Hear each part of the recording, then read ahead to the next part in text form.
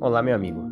Como vocês já devem ter percebido, que de uns tempos pra cá, simplesmente o YouTube foi tomado por podcasts de todos os gêneros possíveis. Tem podcast de doido, de cancelado, de reflexivo, de interrupting, de gado, de porno. Enfim, se vocês quiserem, dá pra ficar viajando pela tela do YouTube de tanto podcast que tem infestado por lá. Mas, meu amigo, se vocês acham que tem muito podcast, é porque vocês não viram o tanto de corte de um mesmo podcast. Se o podcast tem tipo 4 horas, não estranhe se o canal de cortes dele postar de repente 10 vídeos sobre diferentes assuntos com a mesma pessoa na thumbnail. Afinal, por que isso acontece? Como foi que isso começou? E o mais importante, o que botaram pro Monark fumar? E claro, como foi que os canais de podcast se tornaram, pelo menos no Brasil, algo tão admirado e demandado que já até inventaram de fingir estar em um podcast, justamente porque hoje em dia estar em um podcast mostra o quão relevante alguém pode ser. Bem, se quisermos entender como mais ou menos isso começou, devemos voltar do tempo e chegar lá no comecinho do Flow Podcast, antes dele se tornar um baita fenômeno. No começo só tinha o Igor 3K, o Monark e o Gianluca, ou Janzão, que era quem dirigia o podcast, basicamente,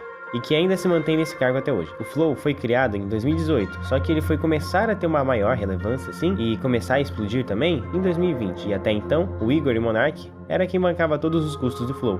Porém, com essa ascensão, o podcast já estava conseguindo gerar receita suficiente para se pagar e também render para o bolso dos dois. E bota renda nisso, viu? Já que com o AdSense e os patrocínios à parte, eles começaram a viver apenas de Flow, e isso se tornou o carro-chefe de suas carreiras na internet. Talvez você não saiba, mas a principal referência do Flow Podcast vem dos Estados Unidos, de um outro podcast de lá, o Joe Rogan Experience, de um cara famoso chamado Joe Rogan.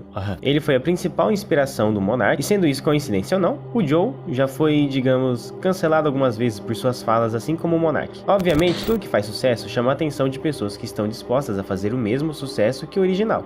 Por isso, a partir daí, começaram a surgir mais podcasts, e acredito que um dos mais famosos hoje, o Podpah, ele começou dentro dos estúdios do Flow, sendo auxiliado por eles, até que o Igão e o Mítico conseguiram uma boa relevância abrindo seu próprio estúdio.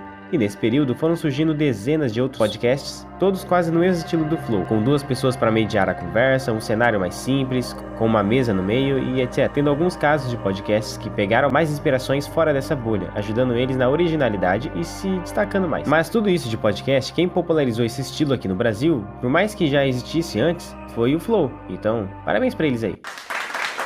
Mas com o passar do tempo, ficou bem claro o que os podcasts estavam se tornando. De uma simples conversa de celebridades para, como dizia o Monark, um papo de bar. Sobre assuntos que discutem política, filosofia, religiosidade e até mesmo assuntos mais delicados e nebulosos, coisa que sabemos que não deu muito certo. E esses assuntos se tornaram palcos muito mais acessíveis para todo mundo, fazendo com que cada vez mais fosse posto uma maior importância no que seria falado no podcast, já que eles se tornaram influentes a ponto de políticos irem lá apenas para promover sua campanha política. Porque eles sabem que mesmo que sejam poucas pessoas, ainda vão ter essas pessoas que serão convencidas ao longo que a conversa avança, sendo mais um método para manipuladores de massa conseguirem crescer e se estabelecer como uma popularidade maior. Por exemplo, por que você acha que existe tanto podcast hoje? É só porque virou modinha e todo mundo quer ter um podcast de qualquer coisa?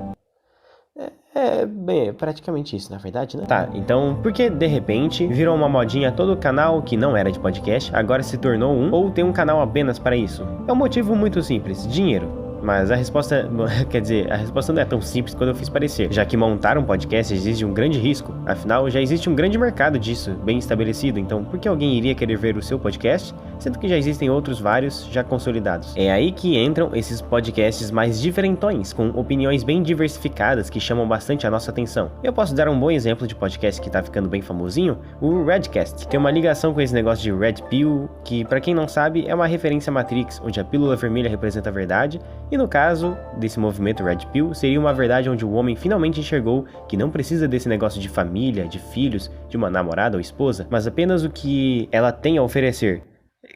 Já que mulheres sempre são nocivas e só querem saber do homem saradão e rico. Eu não vou entrar nessa discussão agora, é um papo que necessita de mais profundidade, só que o que eu tenho a dizer é que isso é papo furado, principalmente de gente que se frustrou muito na vida amorosa com alguma mulher e agora precisa de um movimento para levantar sua autoestima, o que se parece bastante com um incel. A diferença é que agora é um idiota que evoluiu para um idiota bombado metido a coach. Bem explicado isso, podemos seguir. Os podcasts tentam se reinventar, criando cenários mais diferentes ou chamativos? Tem termo pra É notável a criatividade das pessoas quando o assunto é chamar a atenção, coisa que todos querem na internet. E para isso, eles vão procurar os assuntos mais em alta do momento e mais polêmicos que tiverem à sua disposição. E se possível, trazer famosos e deixar eles os mais desconfortáveis possível, fazendo perguntas que nem no privado se faz. Imagina na frente de várias pessoas. Mas se vocês querem conhecer o que é câncer de verdade, então tá aqui. Não entendeu? É um corte.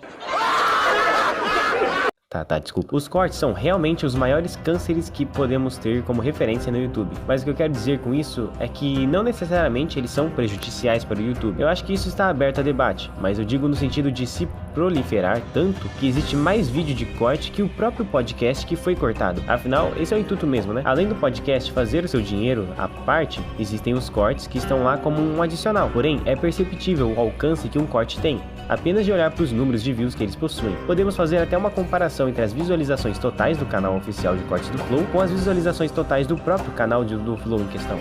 E aí, conseguem ver a diferença? Os motivos dessa discrepância é que as pessoas no geral não têm tanto tempo para ficarem um vídeo inteiro de podcast. No máximo, elas vão fazer outra coisa e ficar apenas ouvindo, mas é muito mais prático apenas pegar um vídeo que já separou um assunto que chama atenção e cortou para uma minutagem mais direta, que mostra apenas o que o espectador quer ouvir. Vendo qual que rende mais, é um dos motivos de tantos youtubers focarem mais até em seus canais de corte do que no principal, porque eles sabem que esses assuntos mais diretos e com thumbs bem chamativas, vamos combinar, valem mais a pena levando em conta o rendimento disso, fazendo com que haja uma infestação de canais de corte, sendo impossível de rolar a sua timeline sem ver pelo menos um vídeo de corte de algum podcast, já que hoje, independente do tipo de conteúdo que você vê, vai ter algum podcast sobre ele, e se tem podcast, vai ter também um corte. É por isso que hoje, quem vai em podcast tem até uma moral maior que os demais, já que se tornou algo muito popular sentar em uma cadeira, botar o microfone rolão na cara e começar a conversar sobre qualquer que seja o assunto, só para depois todas as longas horas de diálogo se tornarem um corte, mais um dentre centenas de outros no YouTube. Fique com Deus e até mais, falou.